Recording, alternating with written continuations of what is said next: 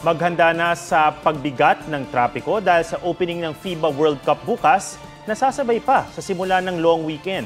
Payo ng mga otoridad, agahan ang alis kung may lakad at kung wala namang mahalagang pupuntahan, pumirmi na lang sa bahay. May report si Ian Cruz. Isa ba kayo sa magbabakasyon ngayong long weekend? Habaan nyo na raw ang inyong pasensya dahil bago kayo makapag-relax, matinding traffic muna ang posible ninyong danasin. Kasabay kasi ng long weekend ang opening ng FIBA World Cup bukas sa Philippine Arena sa Bulacan. Bilang paghahanda, nagtalaga na ang NLEX Corporation ng mga nagmamando ng trapiko sa expressway at sa Ciudad de Victoria Complex.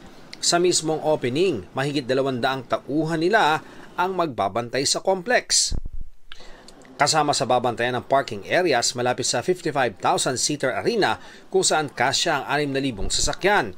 Gayon din ang mga parking space na ipinagpaalam na sa munisipyo ng Bocaue at Santa Maria sa gilid ng bypass road. Ang ibang parking, nasa 1 kilometro na ang layo mula sa arena. Payo ng NLEX sa mga manonood ng FIBA World Cup, mas mainam na sumakay na lang sa libreng P2P shuttle bus sa 12 lokasyon sa NCR, Bulacan at Pampanga.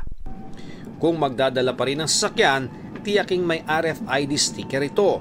Wala kasing cash lane sa Ciudad de Victoria exit. Pagka po talaga nakaka-obstruct na po sila yung dahilan na hindi makadalo yung traffic, maaari po silang i-apprehend po. Bago magtanghali bukas, inaasahang magsisimula ng kumapalang volume ng sasakyan sa NLEX. Pagpatak ng 5:30 PM bukas, wala nang papapasuking sasakyan sa complex maliban sa mga VIP, delegado at ang P2P buses.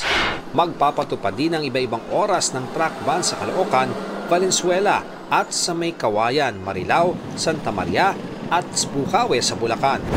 Naghahanda na rin ang MMDA at ang 1,300 nilang tauhan na magbabantay naman sa mga kalsada bago mag-NLEX.